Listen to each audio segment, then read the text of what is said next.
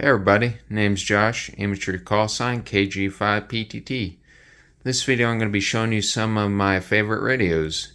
If you've been following my channel at all, you know what the 5100 ES is, and you don't know what it sounds like in person. It sounds much better and much louder, but the phone microphone barely captures that.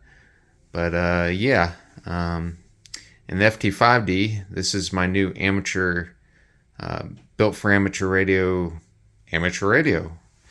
It is full part 97, and it says in the manual it meets part 15 compliance, although I don't see an acceptance stickers in the battery compartment for part 15, which is probably why they didn't throw in full Bluetooth capabilities, but who knows. It does what I need it to do. It's got the Part 97 compliance, so it's pretty good for just talking on and listening to. It does APRS, which is pretty cool. It does not only, it matches the P25 at the same baud rate in voice wide, but you can use it in voice narrow, which is kind of cool, which is the vocoder's half rate.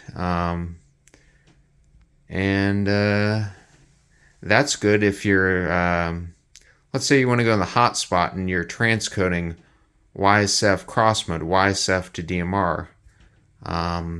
You can do that with the Fusion radio. You can't do that with P25, but P25, as you know, if you've really used any of them, at least any of the newer ones with the ambi vocoders and high output speakers, you know they get they get very loud and they sound better than pretty much any amateur radio, except they sound very similar to the ft5d in voice wide. But main benefit is this gets much louder.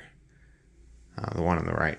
Anyhow, didn't find much of a use for the ft5d's Bluetooth, as it's voice only data. They say voice and not data, although voice is technically data, but oh well. Basically, you can't input commands or pair it with multiple headsets or etc., things of that nature. But for using it on Wires X, it's a really cool way to do it. And yeah, it does have basic IPX67. I'm not going to say it works to the same level as a P25 radio, but I haven't really dunked either one of these. I'm just hoping it can survive rainstorms.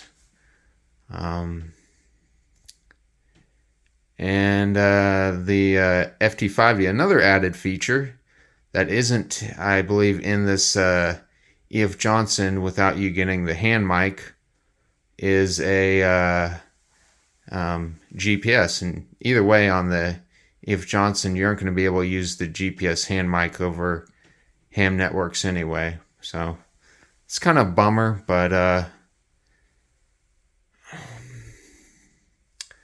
the GPS in the ft5d is pretty good.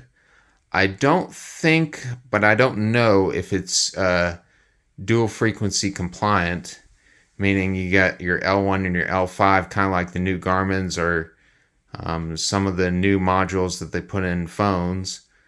But it does say DGPS, which means differential.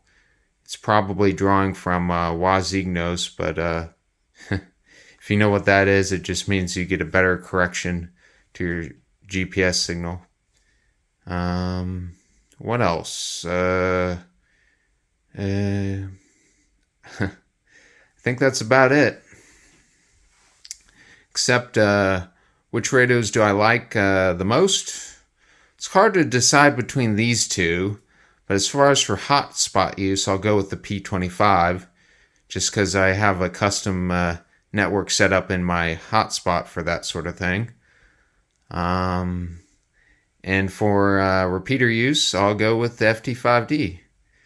and they both sound much better than a DMR radio.